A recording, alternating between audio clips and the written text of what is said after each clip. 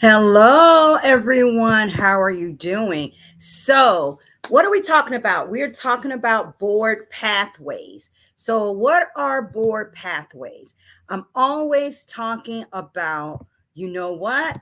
I'm always talking about board recruitment and how you have to do board recruitment interviews. And so you have to do board recruitment interviews because you don't want any and everybody on your board and you want to make sure that values are aligned. But when you are doing those board recruitment interviews, you need to talk about fundraising, right? And you need to say that, some people call it a give or get. That means you give or you get a certain amount. And so I'm going to give you an example using $3,000 because it was one of the best board interviews that I had. And it was very clear. And we also give you an example of a $3,000 one and a $5,000 one. So getting back to the give or get, when you are interviewing for a board or you are doing a board interview, you must talk about fundraising because that is one of the three functions of a board is to ensure necessary resources, correct?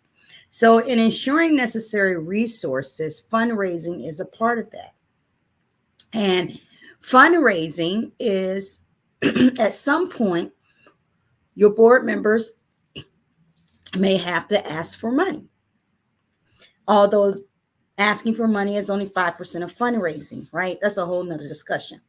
But I'm interviewing for the board, and you say each board member is responsible for raising $3,000. If you leave the conversation at that, you're missing the boat. So the best thing I can say to you is to have a fundraising pathway for the people that you're interviewing. So the conversation would go like this. Each board member is responsible for raising $3,000. And here's the pathway to get to that $3,000.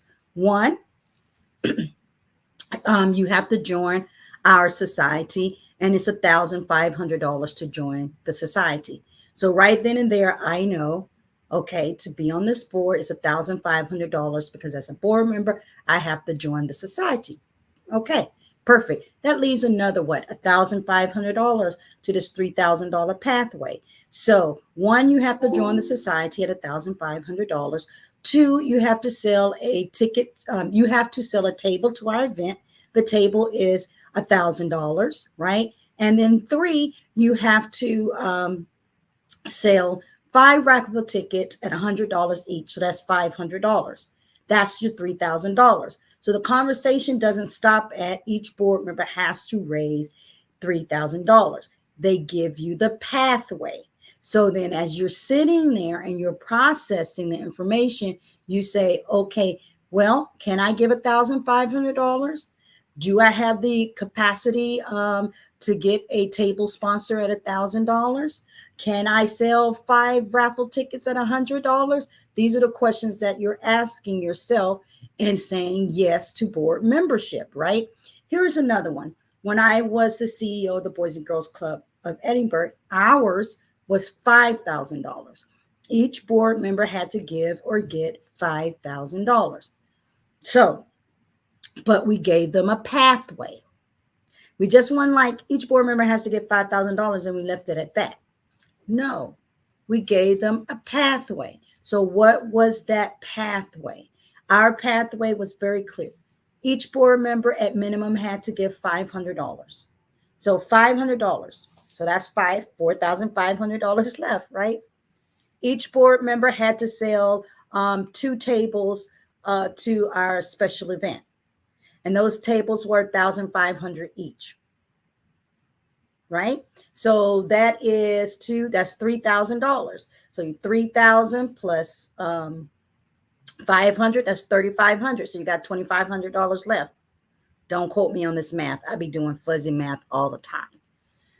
The other thing is each board member had to get one team for our golf tournament. And then the difference of that $5,000 was made up was each board member secured one silent auction item as well as a live auction item. And whatever that silent auction item went for, that live auction item went for, made up the difference towards their $5,000. So they understood they had a pathway to get there. Oh, why my hands look like that? I'm using this enhancer, y'all. That was how we talked about fundraising when we did the board recruitment. When our nomination committee was sitting across someone and asking them, interviewing them for our board, we said each board member is responsible for $5,000. And here's the pathway to get to that $5,000. And it was very clear. Can you give $500? Can you sell 2 tables to our event? Can you secure a golf team? And can you secure a live auction and a silent auction item? And that would get you to your $5,000. So the conversation did not just stop at, here's our give or get policy. You have to give 5,000 or get 5,000 with no pathway for board members. And so you have to be very clear about the pathway. The pathway will make a difference in how successful each board member is. People get on boards because they want to help and they want to give back. But it's very hard to help and give back when it's a generic conversation. And that generic conversation is, we just want board members to support. And that's it. There's no clear pathway in that support, especially when it comes to financial support. And so having a clear pathway is going to be a key determinant in how successful you are. And so, yeah, someone said, I love the pathway idea. That was perfect timing as we're mapping out our 2024 fundraising plan. Thank you. You're welcome. Yeah, a lot of people don't think about those pathways, and the conversation is always around, well, we need you to fundraise. We need you to fundraise. We need you to fundraise. Well, very quickly, people will get tired of that. Well, we need you to fundraise. We need you to fundraise. You said something very clear. You have a fundraising plan. And so in 2024, have a fundraising plan. Just don't go jumping in and every week or every month, we got to fundraise. We got to fundraise. We got to fundraise. People are going to get tired. Board members are going to get tired. And then you're going to feel isolated. You're going to feel like you're in it all by yourself, because I refuse, me, Sabrina, personally, I refuse to jump from fundraiser to fundraiser to fundraiser. And so we have a plan. I will tell you a board that I serve on, Village in the Valley. Shout out to Village in the Valley. If you're not a member of Village in the Valley and you live in the Rio Grande Valley, I encourage you to join. Our website is villageinthevalley.org. So every year we do a board advance in January where we plan out our year. So we know, and it's always kind of like a year in advance. So we know in February, we're doing a fundraiser. And that fundraiser, according to our operating budget, has to raise $5,000. Right? Then in June, we do our biggest gala. And that gala has to raise $50,000. So we already know what our fundraising goal is. And each board member knows what their fundraising pathway is. So we know personally what we have to give. We know of that $5,000, we're each responsible for $500 of that. We know of that $50,000, how much we're each responsible for. And we go in January planning that year out. And actually we talk about it before January because February is right around the corner. So yeah, it's a whole thing. So if you're waiting to the last minute to plan, you're not going to be successful in having these pathways. And it makes a difference when we're talking about having your board feel successful and knowing what they're supposed to do. So think about what you're doing for 2024, which is a great segue for 2024. And what is your fundraising pathway for your board members. Um, yes. So Lakeisha is saying, hi, why is it important to create and have an auction? So look, and this is a little bit sidetracked, but I love this conversation. So I'm going to answer this question, Lakeisha. Auction. So an auction can be a part of your special event. It can be either a part of a gala or it can be a standalone. So what you need to determine right now is, are you going to do an auction? And if you are going to do an auction as a standalone or a part of a gala, what is that auction responsible for raising? If that makes sense. So for the organizations that I'm involved in and have been involved in, we've never done a standalone auction as a fundraiser. Our auctions have always been a part of our galas. And so, as a part of our galas or our dinners, that auction is responsible for a certain piece of the overall success of the event. So, let's say for the Village in the Valley auction, Village in the Valley Juneteenth celebration coming up, our overall goal is $50,000, right? Of that $50,000, I believe the auction, and we do a live auction.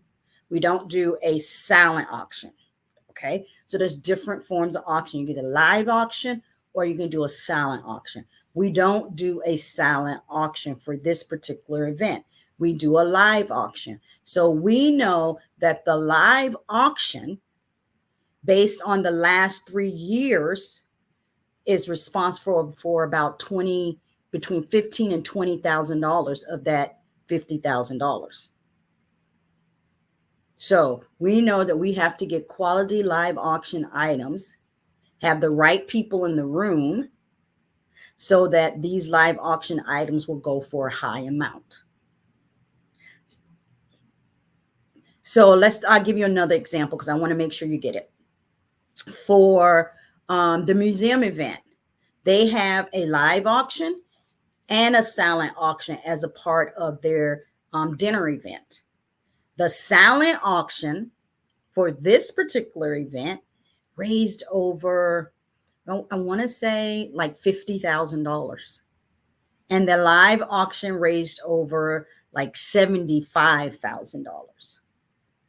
So if you're going to do an auction, the best way I've seen an auction done is to have it be a part of a bigger event. Now, you can do an online auction, right? And I've seen those done as well. But anything that you do online, you have to have a plan of communication. And so that plan of communication needs to be multi-pronged. And what do I mean by that? You need to send out emails, you need to send out texts, you need to use your social media platforms and all of your social media platforms that you're on, and you have to have a communication plan, because it's not like we build it and they would come. I'm going to put this auction up on our Facebook and then people are going to see it. That's not going to happen. You got to remember the algorithms. You got to know if you've been active before on Facebook, because all of a sudden, just because you have something going on, don't mean the algorithm is going to push people to you.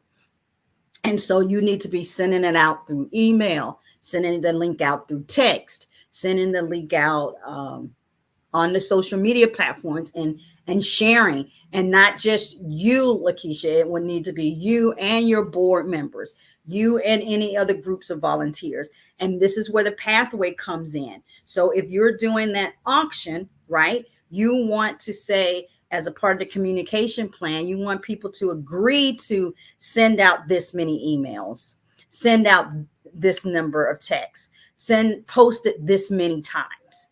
That's where your metrics are going to come in. It's going to help you be successful in that auction. So it's all about kind of planning and having pathways and having holding people accountable. And so I have this webinar that's coming up going how to engage the right board members without seeming bossy, because this is a lot about planning. It's a lot about accountability. And a lot of people have this thing, well, I don't want to seem bossy. I don't want to scare people away. I don't want to. I'm going to tell you right now that high performing people, and high performing people are who you want on your board, is they need that direction. They crave that direction. Let me know what I need to do and I will do it. Send me some reminders, because we all get busy, and there's a way to do it without seeming bossy. And then that not seeming bossy is not my terms. That's your terms. I sent out a survey probably about a year and a half ago, and I asked, what's your biggest fear about working with your board? And people's response was, I don't want to seem bossy, and I don't want to ruin relationships, which was very interesting to me. So I said, I need to address this. So I'm addressing this in this free webinar, how to engage the right board members without seeming too bossy. And it's going to be on January the 23rd at 2 p.m. Central Standard Time. And it's free to register. So I invite you to do that. But again, I'm going to talk about pathways. And Lakeisha, I sent you a DM. So we are going to connect around this. So again, pathways, planning. Think about how much money you need to fundraise in 2024 that's board generated. That's board generated. And I'm going to say, what do I mean by board generated? For my larger organization, so my budget was like 2.5 million. We had grants, we had social enterprise, we had where we would go speak to the Rotary clubs. We had United Way funding. We had various funding, but there was a specific amount of that was board generated. And that was where I created the board pathways. And those were generally our special events. We had our dinner, and we had a dinner gala, and we had our golf tournament, and we had our annual giving. And so my board has specific responsibilities around those three. And that's where we developed our pathways. So look at your budget. What are your pathways? Define those pathways. Share it with your board. Share it when you are recruiting for board members, and hold people accountable. So I hope that this helped you as you're moving forward with your 2024 planning. And I will say thank you and have a great day. Y'all be blessed. Bye-bye.